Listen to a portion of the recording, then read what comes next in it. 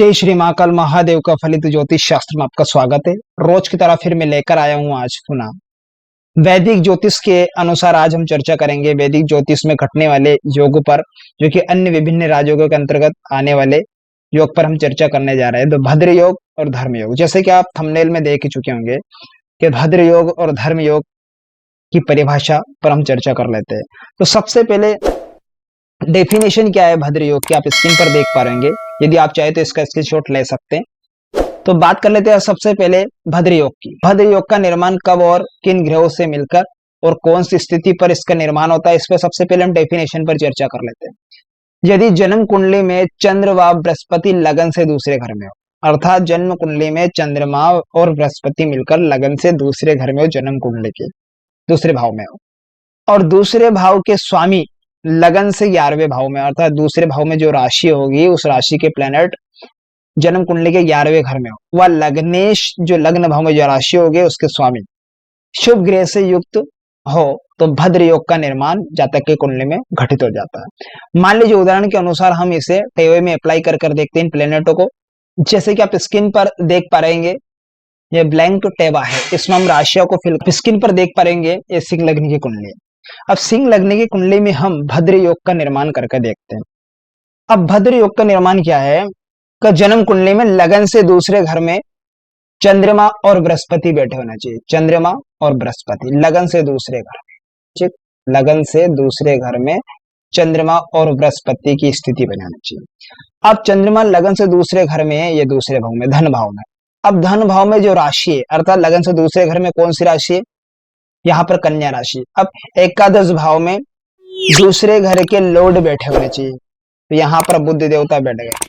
Clear, यहाँ पर बुध देवता बैठे हुए हैं। नेक्स्ट पोजीशन को देखें, लग्ने शुभ ग्रह से स्थित होना चाहिए। तो लग्न भाव में कौन सी राशि है, सिंह राशि। सिंह राशि के लॉर्ड बनते सूर्य देवता, वो शुभ ग्रह से स्थित होना चाहिए। यहाँ पर हम मंगल के साथ में सूर्य देवता पंचम भाव में बैठा देते हैं।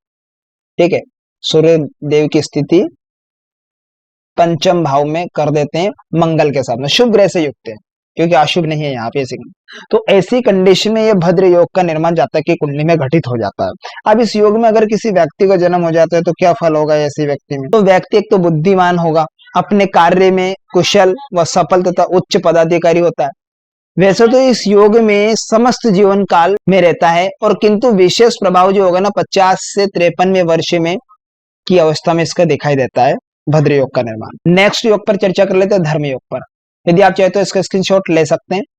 तो डेफिनेशन क्या है, परिभाषा का अगर यहाँ पर चर्चा करें, यदि कुंडली में बृहस्पति और शुक्र व लाभेश तीनों ही नवम स्थान में हो, 9वें घर में हो, तो इन पर धनेश की पूर्ण दृष्टि हो, धन भाव में जो राशि हो उसके लॉर्ड की पूर्ण दृष्टि हो, तो धर्म योग का निर्माण जातक की कुंडली में घटित होता है। आप स्क्रीन पर देख पाएंगे ये मिथुन लग्न की कुंडली। अब मिथुन लग्न की कुंडली में हम इस योग का निर्माण करके देखते हैं, धर्म योग का उदाहरण अर्थ, ठीक है, लेकिन परिभाषा के अकॉर्डिंग ही इसका निर्माण होगा। इसी परिभाषा के अकॉर्डिंग हम इसका फल करेंगे। अब मान लीजिए मिथुन लग्न की कुंडली है कि कुंडली में बृहस्पति शुक्र और लाभेश तीनों नवम भाव में, कुंडली में शुक्र देव और बृहस्पति देव और लाभ भाव के स्वामी, तो लाभ भाव के लॉर्ड कौन बनते, मंगल देवता, ये नवम भाव में बैठे होने चाहिए, भाग्य के घर में बैठे होने चाहिए। तो शुक्र देव को भाग्य स्थान पर बैठा देते हैं, और बृहस्पति देव और मंगल देव। परिभाषा क्या है इसमें कि कुंडली में बृहस्पति शुक्र और लाभ भाव के स्वामी यानी लाभेश तीनों ही नवम भाव में, और लाभेश क्या, मंगल देवता, और बृहस्पति शुक्र देवता और मंगल देवता लाभ भाव के स्वामी, तीनों मिलकर नवम भाव में बैठे गए, भाग्य स्थान में बैठे। ऐसे में धन भाव में जो लॉर्ड बैठे, ऐसे में धन भाव में जो राशि है उसके लॉर्ड कौन बनते हैं, चंद्रमा। अब चंद्रमा यानी धन भाव में जो राशि उसके लॉर्ड, अब यहाँ पर क्या है, धन भाव में जो राशि धनेश की पूर्ण दृष्टि मंगल शुक्र और बृहस्पति पर होना चाहिए। तो धन भाव में कौन सी राशि, कर्क राशि। कर्क राशि के लॉर्ड बनते चंद्रमा। तो पूर्ण दृष्टि कब होगी, 7वीं दृष्टि को पूर्ण दृष्टि। तो मान लीजिए चंद्रमा तीसरे घर में बैठे हो, सिंह राशि में, चंद्रमा की पूर्ण दृष्टि यहाँ पर नवम भाव पर जा रही, तो इस कंडीशन में धर्म योग का निर्माण जातक की कुंडली में घटित होता है।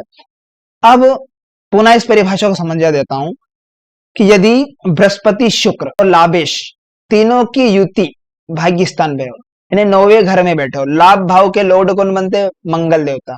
ठीक है, मेष राशि में।